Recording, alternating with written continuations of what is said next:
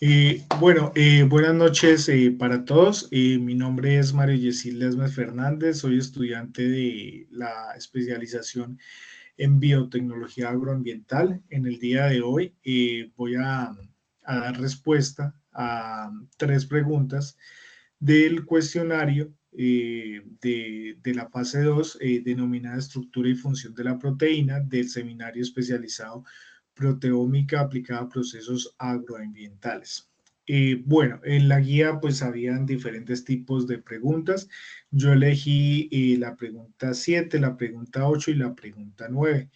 La pregunta 7 dice cómo se pliegan correctamente las proteínas durante su síntesis y cuáles son las consecuencias de un plegamiento incorrecto. Digamos que el plegamiento de proteínas es un proceso mediante el cual una cadena polipéptida adopta una estructura tridimensional que es funcional. Este proceso pues es crucial ya que la función de una proteína depende directamente de esa conformación. Durante la síntesis proteica, la cadena emergente del ribosoma comienza a plegarse, guiada por pues, interacciones de diversos tipos, como enlaces de hidrógeno, como interacciones hidrofóbicas y puentes disulfuro. Digamos que hay una especie de proteínas especializadas que se llaman chaperonas moleculares, las cuales podemos decir que son como los guardianes o los celadores del plegamiento, las cuales evitan pues que haya errores en ese plegamiento de proteínas. Estas evitan la agregación prematura y facilitan la adopción de la conformación correcta. Digamos que hay de dos tipos, están la HSP70 y HSP90, las chaperoninas. Digamos que la pregunta también nos dice qué consecuencias puede llegar a tener un plegamiento incorrecto. Se pueden dividir en tres. La primera es la pérdida de la función, es decir, una proteína que está mal plegada puede inactivarse o puede también ser eliminada por la misma célula a través de un sistema que se conoce como ubiquitina proteasoma. La segunda puede haber una agregación proteica. ¿Esto qué quiere decir? Que pues las proteínas forman agregados tóxicos. Estos agregados tóxicos, por ejemplo, en humanos, están asociados a enfermedades como el Alzheimer, como el Parkinson, y como otro tipo de enfermedades genéticas. La tercera es el estrés celular y muerte celular. Cuando el mal plegamiento es crítico o es de carácter severo, se activa la respuesta de proteínas desplegadas en el retículo endoplasmático. Si el daño pues finalmente es irreparable, puede desencadenar muerte celular programada. Dentro de estas, pues la importancia en la biotecnología agroambiental es que, pues en cultivos y en biotecnología, el mal plegamiento puede afectar la resistencia a factores de estrés en las plantas, como las altas temperaturas o como la salinidad y la sequía. La pregunta 8 nos dice qué diferencias estructurales existen entre las proteínas globulares y las proteínas fibrosas y cómo afecta esto a sus funciones biológicas. Decir que, pues digamos que según su estructura y función, las proteínas se pueden clasificar como globulares y fibrosas. Estas son diferentes entre sí, cumplen diferentes tipos de funciones. Además que, por ejemplo, en la proteína globular la forma es compacta, es esférica, y en las proteínas fibrosas tiene una forma más alargada y más como filamento.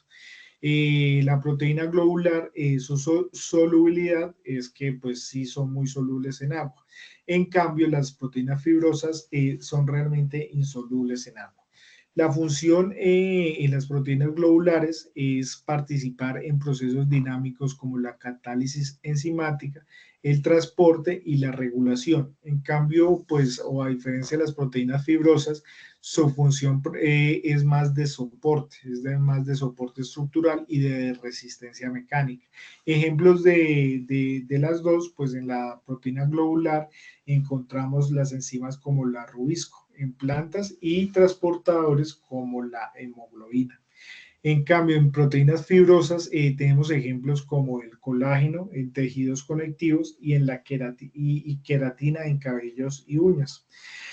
Estas diferencias estructurales pues determinan que pues cada una, tanto las fibrosas como las globulares, tengan unas funciones específicas en cada tipo de proteína, en cada tipo de proteína en los organismos. Finalmente, la pregunta número 9 nos dice cómo se clasifican las proteínas según su estructura y cómo se relaciona esta clasificación con sus diversas funciones en el organismo. Bueno, decir que pues, las proteínas presentan una jerarquía pues, estructural que está en 4 niveles. El primer nivel está la estructura primaria. Hace alusión a una secuencia lineal de aminoácidos. Recordemos que pues, los aminoácidos son como el bloque esencial de construcción de la proteína, la cual se mantienen por enlaces peptídicos. Conocer esta estructura no solo es importante para entender su función, sino para el estudio, por ejemplo, de enfermedades genéticas. También tenemos la estructura secundaria. En la estructura secundaria, los plegamientos locales, pues digamos que los más comunes, se conocen como hélices alfa y láminas beta, los cuales se encuentran estabilizados por puentes de hidrógeno. En la estructura secundaria, la conformación en el espacio se da por enlaces peptídicos y con la integración de los grupos CO y NH. A través pues, de los puentes de hidrógeno ayudan a la proteína que tenga la estructura. Las dos disposiciones, como lo había mencionado, más comunes son las hélices alfa y las láminas betas. En las hélices alfa tienen forma de hebra y en las láminas beta tiene forma en zigzag. Bueno, aquí cabe decir que el espacio entre ellas, el espacio definido, el espacio no definido se llaman codos o se denominan como codos. Bueno, dentro de la siguiente estructura, la estructura terciaria, es la conformación tridimensional de una cadena peptídica completa. La estructura terciaria es responsable directa de propiedades biológicas, ya que su disposición determina su interacción con diversos ligandos. Ahí podemos encontrar dos tipos. El primero es la proteína con estructura terciaria de tipo fibroso, que pues de la que una de las dimensiones es mayor que las otras. Ejemplo de eso, como lo veíamos anteriormente, está el colágeno y la queratina del cabello. Y la siguiente es la de tipo globular, que pues son más frecuentes, en las que no existe una dimensión que predomine sobre ellas, sino que cuentan con una forma esférica. Bueno, acá en esta estructura terciaria, decir también que pues, las fuerzas que estabilizan esta estructura se establecen entre distintas cadenas laterales de aminoácidos que la componen.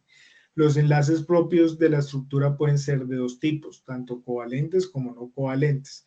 La estructura tridimensional de una proteína pues es crucial o es muy importante para reconocer su función biológica.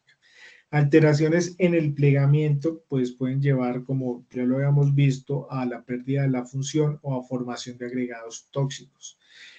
Bueno, finalmente la última estructura que podemos encontrar es la estructura cuaternaria, que consta de una o más cadenas polipeptídicas y pues digamos que donde se considera dos factores, la forma en que se asocia en el espacio para dar lugar al oligómero y el número y la naturaleza de los monómeros que integran el oligómero.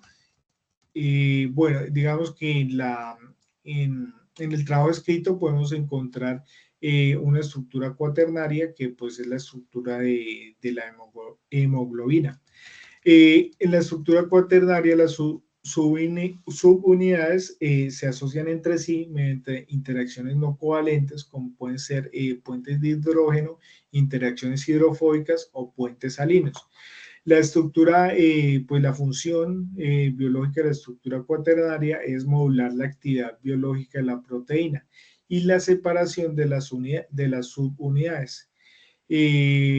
Bueno, esta información pues la saqué de, del artículo recomendado en clase. También pues accedí a otras bases, a otros artículos de investigación, como pues un artículo de la Universidad Politécnica de Valencia que se llama Estructura y propiedades de las proteínas. Eh, También, pues digamos que videos de divulgación del mismo tema. La bibliografía la podemos encontrar en el trabajo escrito. Bueno, y esto sería pues la respuesta a las tres preguntas que escogí. Muchas gracias por su atención.